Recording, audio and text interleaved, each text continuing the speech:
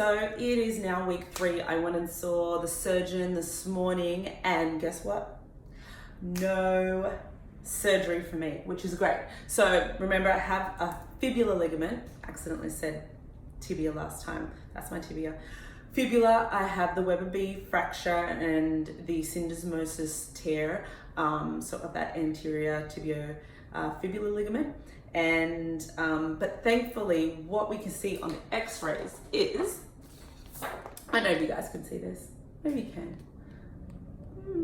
All right, but you see here, okay, in between the tibia and fibula, they haven't moved, so they're quite aligned, okay? So what can happen if that ligament's torn, especially on weight bearing, they can separate, and that's exactly what I don't want, and that's what the surgery would be for. But I went to my friend who is a surgeon, Ozan. Well, he was my teacher, and I just knew that I could trust his opinion. He wasn't gonna go, well, you need surgery, and that's an extra 10 grand for him. I knew that he would give me the correct advice and do a very thorough examination. So, thankfully, yeah, he's like, you know what, you need the bone to obviously heal. It's going to be a good 5-6 months until you are running. You could use bone stimulation therapy, and that might quicken up the healing, because the research suggests that there is some evidence that it does work. So I'm going to look into that. Definitely my cold therapy to take away the swelling, because it still gets quite swollen. So week 3, you're still going to get swelling. I have it in the boot. It's non-weight bearing, but obviously the blood, the injury is still there. So there's a lot of fluid that gets trapped in the foot. So cold therapy, making sure you take away the inflammation to allow it to heal and not let the tissue gets degraded if you leave too much inflammation and swelling around there. So we want to pull that away from the site. So that's what I'm focusing on: cold therapy, bone stimulation therapy, no surgery, but keep it no weight bearing to make sure that there is no further tearing or separation. But I have been enjoying myself. You know, I still went out with my friends on the weekend, which was cool. I mean, I'm just out in the boot, but everyone has been really, really nice. And it's kind of, you know, open doors for you, ask you how you are. Some guy was like, hey, you still look hot, even though you've got, you know, crutches and stuff. So there you go, I'm gonna take a compliment where I can. So the healing's going really well. So yesterday I was a bit upset when I got the X-ray and the ultrasound, and they're like, you're probably gonna need surgery, but thankfully I went to my surgeon today. I'm on the right track to healing. On the other side of things, injuries do really disrupt life. So I have been the head run coach. I got employed by Virgin to write their running program and to really to be the head coach and take this program to another level, looking at all their outdoor how we can satisfy clients in the outdoor space. So definitely running was a big factor of that. That's why I got the job. But now, because I can't run, that program's been put on hold, and it mightn't continue. They're opening up 5 new gyms. So I will always have a job as an instructor, but as a run coach, I'm not sure what's going to happen in this interim. So I'm thinking of going overseas, sharpening my skills as a sprint, as a runner, and looking at the sprint coaches over there, because there's so much knowledge. Sports podiatry is way bigger in the US, and I would love to kind of add to my toolkit and maybe come back over. I'm working on my online program, so if you guys need like 30-day, weight loss or health and fitness challenge, going to put some of them up. But what is closest to my heart is really teaching people the art of running, especially the general population. All you guys want to go on your fun runs and you don't even know what footwear to use, and then you come and see me because you got plantar fasciitis, or you hurt your knee, or you hurt your back. Like, I want to teach people how to basically train properly, use the skills like athletes will use, the drills, the mobility drills, biomechanic drills, to keep their body strong and aligned, show you how to run, show the average person how to run so they can run for life. Because the position that I'm in now, I started running about 10 years ago. Again, I was good in school. I mean, I'd always win everything, but I had a period where I stopped running altogether.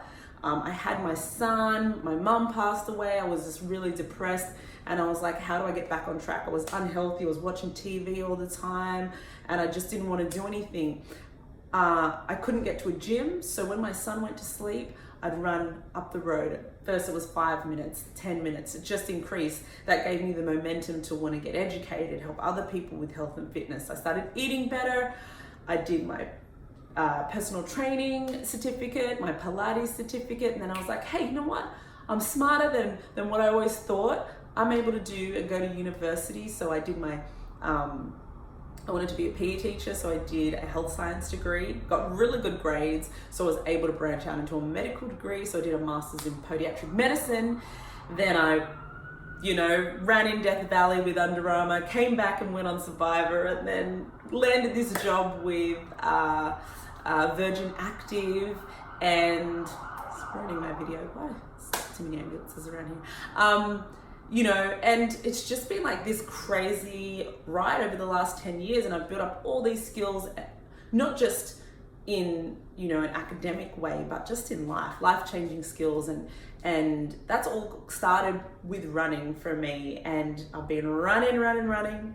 People say you're either running from something or running to something, and so right now my body's just saying stop, reevaluate, and what are the next steps for me to take? If you have any advice or what you think I should do, I was thinking of going to the US, as I said, launching my online stuff, hopefully going into new gyms and training people up that are in the gym scene that want to do their first fun run, or just want to know how to run on the treadmill or the skill mill.